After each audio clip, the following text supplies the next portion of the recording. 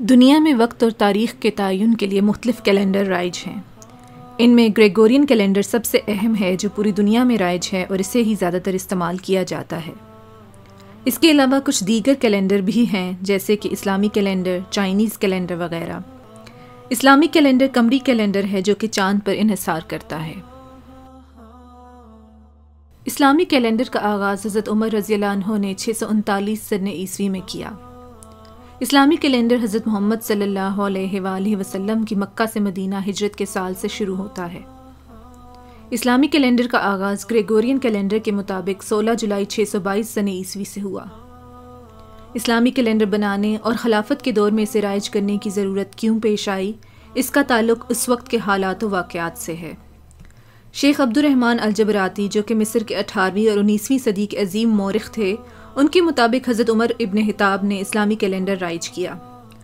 ان کے مطابق حضرت عمر رضی اللہ عنہ کے ایک خلیفہ ابو موسیٰ الاشعری نے آپ کو پریشانی کے عالم میں خط لکھا کہ ہمارے پاس آپ کی طرف سے خط آتے ہیں لیکن ہمیں یہ معلوم نہیں ہوتا کہ کس پر کب عمل درآمد کرنا ہے۔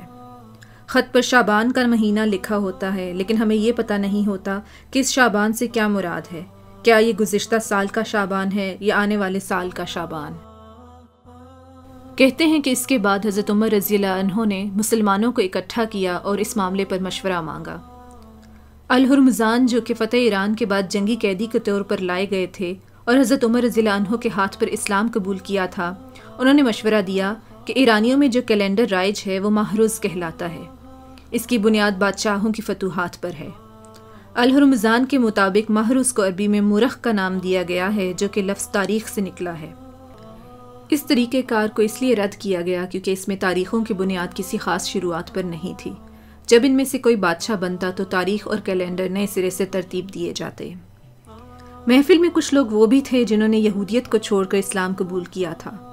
انہوں نے کہا کہ ہمارے ہاں جو کیلنڈر رائج ہے وہ سکندر اعظم کی بنیاد پر ہے، لیکن ان کا طریقہ بھی اس لیے مناسب نہیں سمجھا گیا کہ وہ طریقہ بہت لمبا اور فرسودہ تھا۔ اس کے بعد اس بات پر غور ہوا کہ نئے کیلنڈر کو اس طرح سے ترتیب دیا جائے کہ اسلام کو تاریخ میں اس کا صحیح مقام دیا جائے، اور یہ نبی اکرم صلی اللہ علیہ وآلہ وسلم کی اسلام میں مسلمہ حیثیت کو اہمیت دیے بغیر ممکن نہیں تھا۔ وہ واقعات جو نبی اکرم صلی اللہ علیہ وآلہ وسلم کی حیات طیبہ سے منسلک ہیں اور جن کو اسلامی کیلنڈر کی بنیاد بنایا جا سکتا تھا وہ 4 ہیں۔ پہلا، نبی اکرم صلی اللہ علیہ وآلہ وسلم کی پیدائش۔ دوسرا، وحی کا نزول۔ تیسرا، مکہ سے مدینہ ہجرت، اور چوتھا، نبی اکرم صلی اللہ علیہ وآلہ وسلم کا وصال۔ پیدائش اور وحی کے نزول کو اس لیے نہ چنا گیا کیونکہ اس حوالے سے صحیح سال اور تاریخ کا تعین مستند نہیں تھا۔ وصال کا سال اس لیے نہ چنا گیا کیونکہ اس سے مسلمانوں کا نبی اکرم صلی اللہ علیہ وآلہ وسلم کے وصال کا غم نئے سرے سے تازہ ہو جاتا۔ اس کے بعد اتفاق رائے سے ہجرت مدینہ کو اسلامی کیلنڈر کے آغاز کے طور پر چنا گیا۔ ہجرت مدینہ سے پہلی اسلامی ریاست کی بنیاد ڈلی۔ یہ وہ سال ہے جب حضرت محمد صلی اللہ علیہ وآلہ وسلم نے مکہ سے مدینہ کی طرف ہجرت کی۔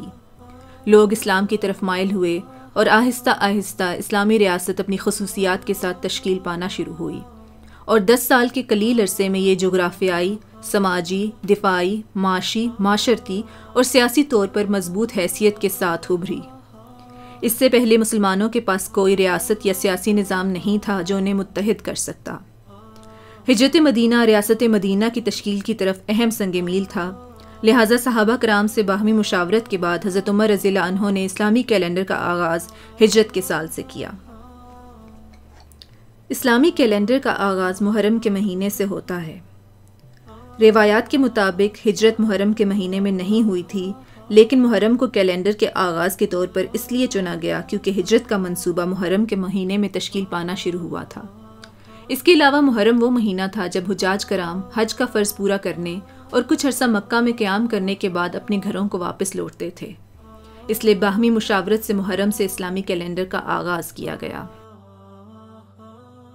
اسلامی ہجری کیلنڈر کی مسلمانوں کی زندگی میں گہری مذہبی اور تاریخی اہمیت ہے۔ یہ اس لیے کہ اسلامی کیلنڈر کا آغاز ہجرت سے ہوتا ہے۔ یہ ہجرت مسلمانوں نے حق اور سچ کی جیت کے لیے قربانی کے طور پر دی۔ مسلمان اپنے گھر بار کی قربانی دے کر صرف اللہ اور اس کے نبی اکرم صلی اللہ علیہ وآلہ وسلم کے حکم پر اٹھ کھڑے ہوئے۔ اس لیے مسلمانوں کے نزدیک ہمیشہ اس کی اہمیت مسلم رہے گی۔ اسلامی ہجری کیلنڈر مسلمانوں کو صرف اسلام کے جلال اور عظمت کی یاد نہیں دلاتا، بلکہ یہ اس قربانی کی بھی یاد دلاتا ہے جو مسلمانوں نے حق اور سچ کی فتح کے لیے دی، اور ہمیں بھی ایسا کرنے کے لیے تیار رہنے کا حکم دیتا ہے۔